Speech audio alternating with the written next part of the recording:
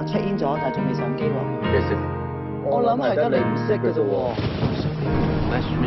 我都揾得你耐。能不能進你的駕駛艙看一下？你想睇個 coffee 定睇我先 No, we're just for fun.？It's not funny。而家仲有冇整豬腳？冇啦，整咗又驚食唔晒，中意食咪買咯。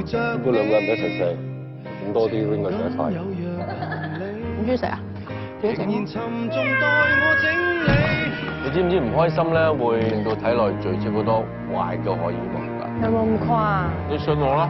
你相不相信公廁轉一圈會給人帶來好運？我咧其實係呢個世界上最幸運嘅。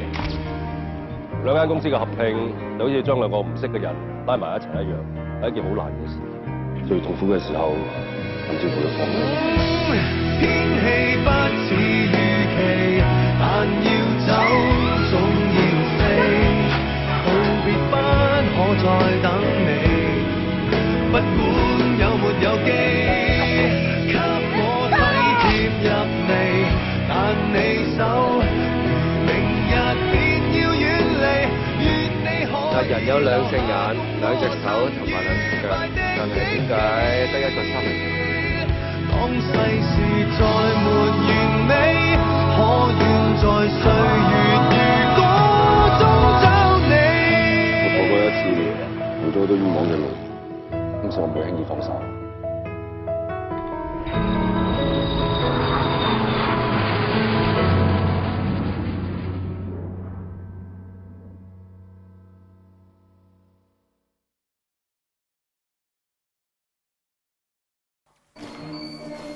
Sammy 同振宇一身型爆機師碌拍海報 ，Sammy 話佢一向對制服有特別偏好，會特別興奮喎。咁佢哋又點睇對方嘅呢？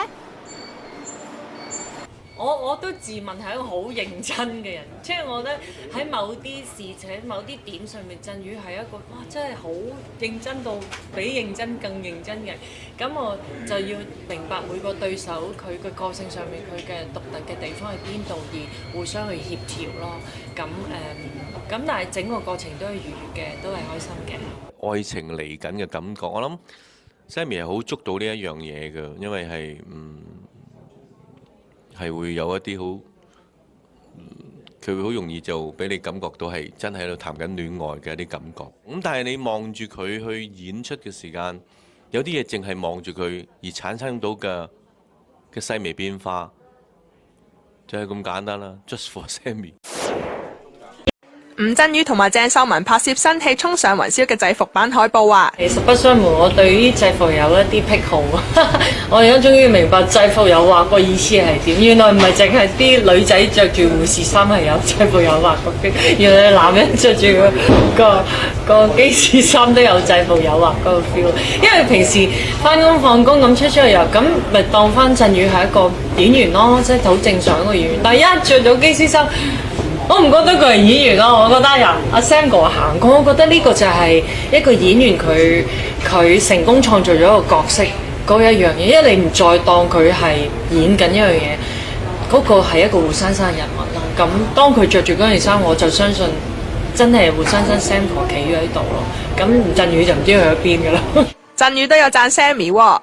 愛情喺個主角身上，個角色身上發酵緊嘅時間，佢會令到一啲嘢係好唔合邏輯，好神經質，做出有啲嘢係幾得意嘅，幾無謂，但係又好有喜劇感嘅嘢，呢個愛情嚟緊嘅感覺，我諗 Sammy 係好捉到呢一樣嘢嘅，因為係佢會好容易就俾你感覺到係真係喺度談緊戀愛嘅一啲感覺嚟嚇。